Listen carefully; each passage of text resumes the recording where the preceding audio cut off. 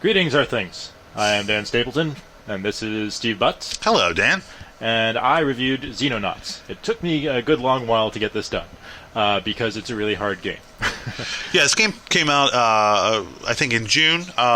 It's a very, very deep game, though, a lot like the original XCOM, which I think, in fact, it's trying to basically imitate and update, right? Yeah, and it's basically the original XCOM remade from the ground up. It gets a lot of that right, and it gets a few things wrong. Actually, it's kind of loyal to a fault in a lot of ways, because what worked in 1994 doesn't necessarily work now. Makes it kind of hard to recommend that you jump right into a game like this without, for example, playing the original XCOM or reading its 130-page original manual, which you can still find on Steam, a PDF. This game behaves virtually identically in a lot of ways. You build your base, you research alien technology, you build that technology, and then you equip your soldiers with it. Soldiers over here. I don't know why there are two different buttons for soldiers. See, this is one of the problems here. Right. They have a needlessly convoluted interface, which is better than the original, but still they didn't go anywhere near far enough. I see that Mitch Dyer is a lieutenant. He's your sniper. That's right. So you can rename your guys, which is another carryover from the original XCOM. Rename your guys, and then when they invariably get killed, it's like, no, what have you done? So, yeah, I've got a whole squad of IGN people here. I was playing on veteran difficulty for a lot of this, and after a while I stopped naming my squad because they were dying too quickly, and it was like, okay, just throw more fodder out there. It's like in the war movies where they say, the new guys don't even bother to learn their names yet, right? If they stick around a little while, then we'll figure out who they are. Yep. So I want to show you a couple of things that happen in this game that drive me nuts. And just for just get that out there first and foremost, the original XCOM is my favorite game of all time. Mm-hmm. So this game has a big leg up to start with, but it's also kind of a double-edged sword. Here I'm doing research, just waiting for aliens to show up so that I can blow them up. Well, XCOM is also, maybe not my favorite, but certainly in my top 5 games of all time. And I even struggle going back and playing the original 1994 version because, a lot of things have happened in games to improve the legibility of interfaces and sort of overall game balance and things like that. And so playing that old game is something I still enjoy doing, but there are ways that I wish it could be updated. Right. So contrast this a little bit with Firaxis's recent update of XCOM. They made a console version and also a PC version, which to me took out a few of the dynamic elements I liked about the original game, but added in a lot more of the convenience and presentation elements that have that we've just gotten used to over the last 20 years. Right. I mean that game stripped out pretty much all of what we've done so far. Mm-hmm. Okay. Or not all of it, but like you can only have one base. Intercepting UFOs and shooting them down is all very automated. Here what I'm doing is we detected some UFOs. I'm going to try and shoot this one down. So I'm going to send my interceptors, Condor 1, Condor 2, to go get them. That's a medium-sized one. This is a small one down here. And once you do that, then you go in, you send in your troops and try and recover the crash. I picked one up over here, but I don't have any interceptors at this base yet because I just built this base. So that's another thing. Like the new XCOM or the Firaxis XCOM, you only have one base. Right. This one you have to build multiple bases to cover the world and as much radar coverage as possible.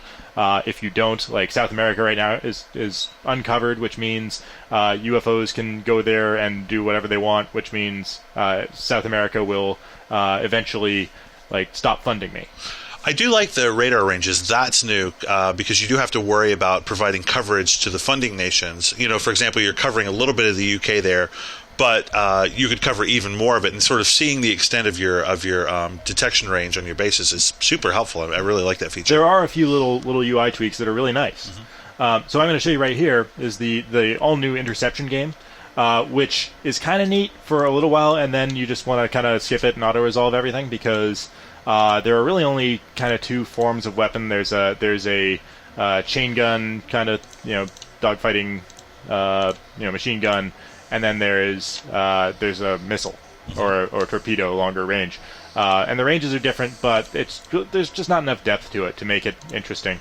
You can have up to 3 ships on each side, which can get a little bit more interesting.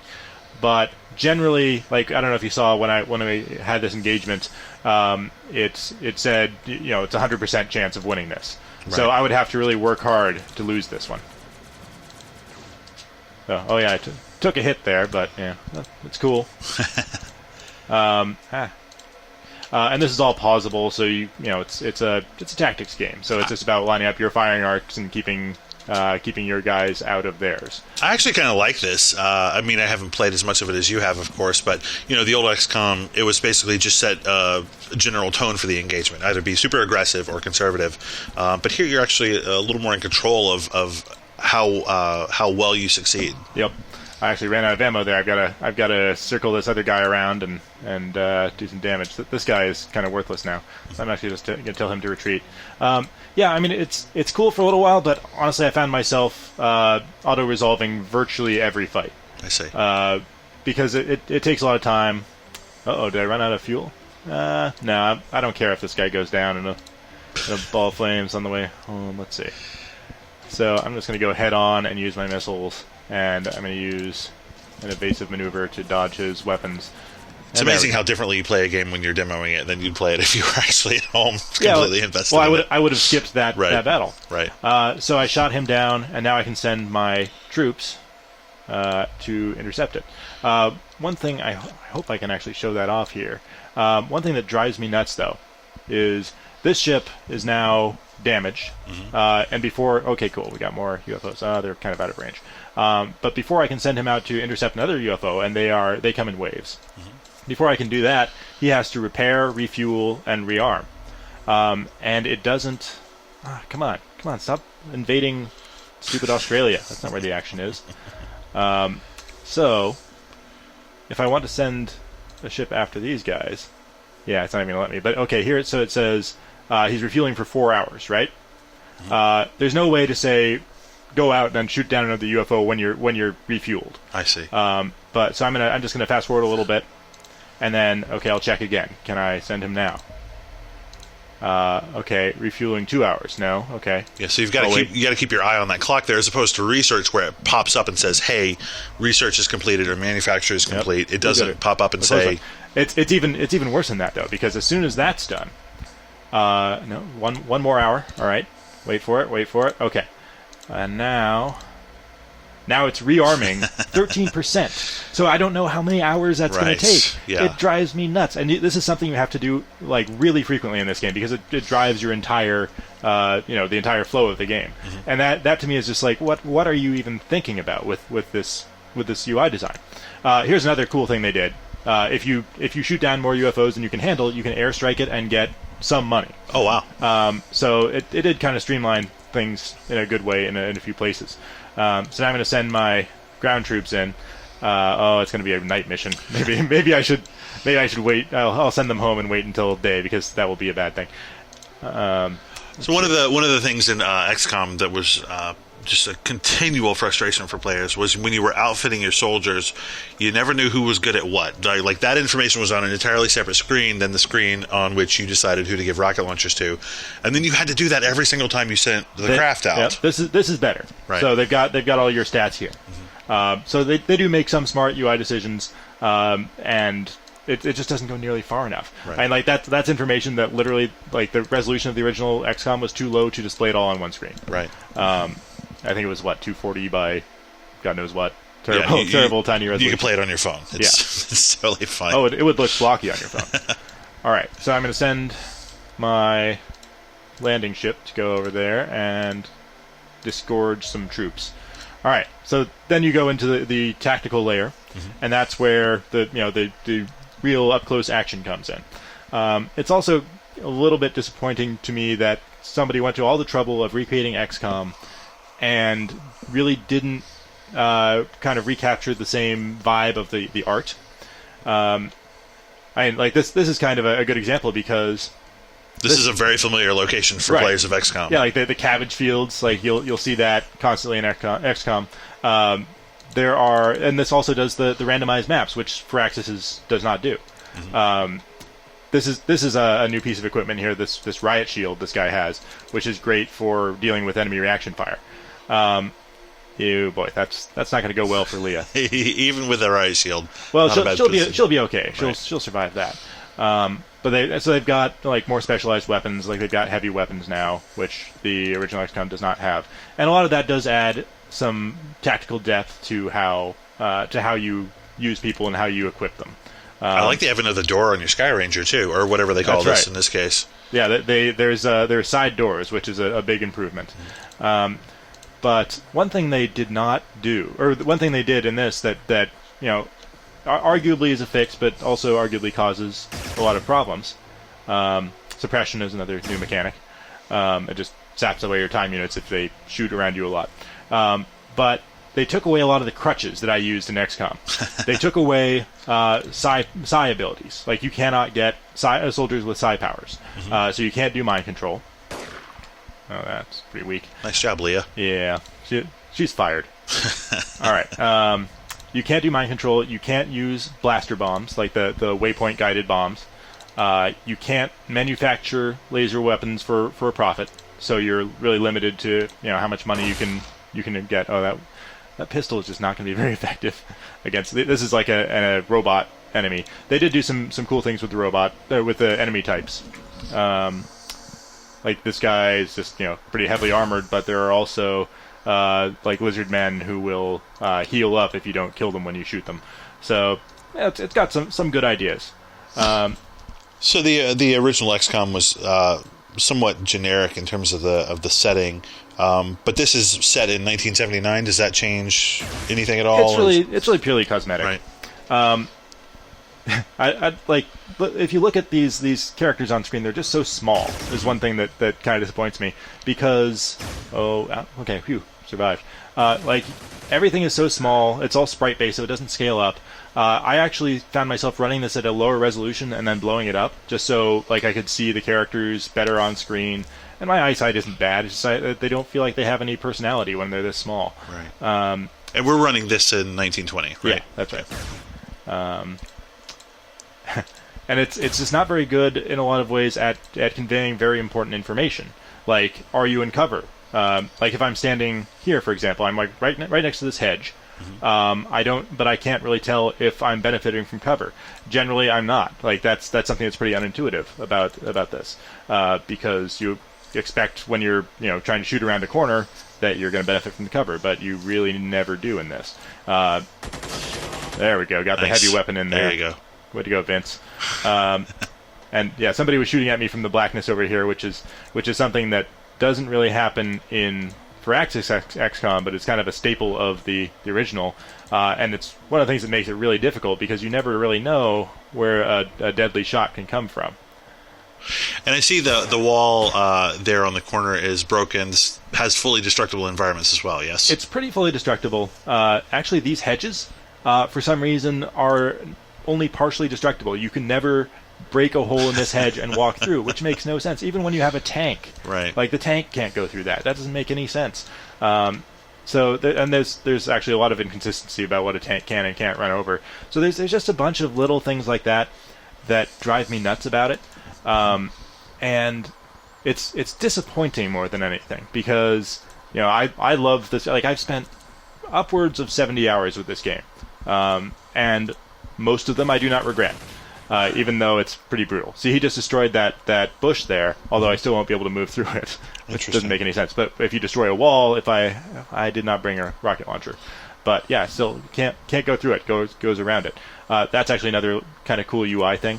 It shows you how far you can actually go, and you can reserve time units, and it'll show you how far you can go there. But yeah, it's a very good game, but it's also a disappointing game. I don't regret all the time I've spent with it.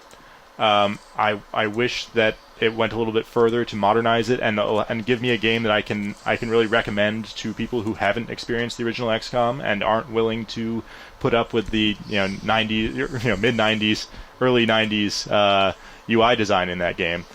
This one just doesn't go far enough to solve those problems. For me to be able to say, yes, you should absolutely play this. I think another obstacle for people with the original XCOM was just it was a very difficult game. That's what a lot of fans liked about it, is that it was very hardcore. But I know, for example, the guy who created it, we were talking yesterday, Julian Gollop, apparently never even finished the original XCOM. Well, he never played it from start to finish. Right. So yeah, that's where a lot of those imbalances came from. Like that's why it was arguably like way too hard of a game. I was able to beat it when I was a teenager, but he played it in chunks. He never played started a game and then finished it. So how does this compare in terms of like the difficulty curve? Because in the original XCOM, another thing I liked about it is that there was never enough time or money to do everything you needed to do, but the threat escalated very quickly. So you had to make some hard decisions. Do you feel like the difficulty curve and the player's progress along that curve is fair or satisfying? It depends on what difficulty level you're playing at. I was playing on veteran and was just getting annihilated. It was pretty brutal, and I'm sure eventually I would learn to exploit certain weaknesses in these guys like I did the original. But it was very, very punishing and frustrating in a lot of ways because there are a number of glitches. Like sometimes you'll be told that you have a line of sight on somebody when it actually won't shoot. It won't let you shoot them. Like a curved UFO. Let's see if I can actually get to the UFO here. A curved UFO is just awful to try and fight around. Grenades are terrible because you can't really see where they're going to land. But aliens don't really have that problem. They are more than happy to. Oh, ow! Is he going to survive? Another thing that drives me nuts is if somebody does get killed, it won't tell you who died until the end. It just hides their little icon here, and even if you mouse over it, it won't show you who's dead. It just says, "Oh, that space is vacant now." The original XCOM did that same thing, if I remember. It did, and it actually didn't give you an end of action report. Right. So this is better than that. But really, like that's the kind of thing that just does not fly anymore. I can't look past that problem. So we're talking as fans of the original XCOM about some of the things that we wish was in this game. Ultimately, though, you did like it. You spent 70 hours with this game. We are telling people if you like this style of game, Xenonauts is absolutely something you should spend some time with. Yeah, but I mean, don't jump into it and expect to know what's going on because it will not tell you. Seriously, watch some Let's Plays or maybe even read that 130-page XCOM manual. Because it will tell you a lot more about how to play this game than this game does. You suppressed your own guy there. I really like that. That was a nice nice touch. Yeah, friendly fire is a constant concern. You got to be careful with that. There is a lot to it. It's a super tactical game, and I love how everything ties together between the tactical layer and the strategic layer. And the battles are super tense because if somebody dies, they are gone. Like so. Poor Megan. Yeah, well, she kind of had that coming going off all by herself. She was all by herself. Why would she do that? That makes no sense. But it's $20 on Steam, and it's definitely worth spending some time with if you are looking for a game that really goes back and brings back what Firaxis kind of left out of the new XCOM. But it requires a lot of patience, both because it's a slow tactical game, and also because there are some things it does that are really maddeningly annoying.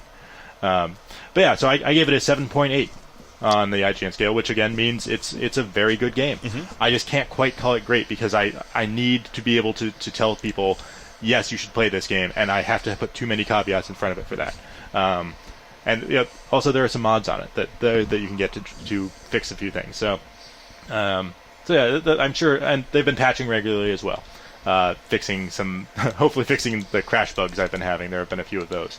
And here's that curved UFO that is really annoying to shoot around.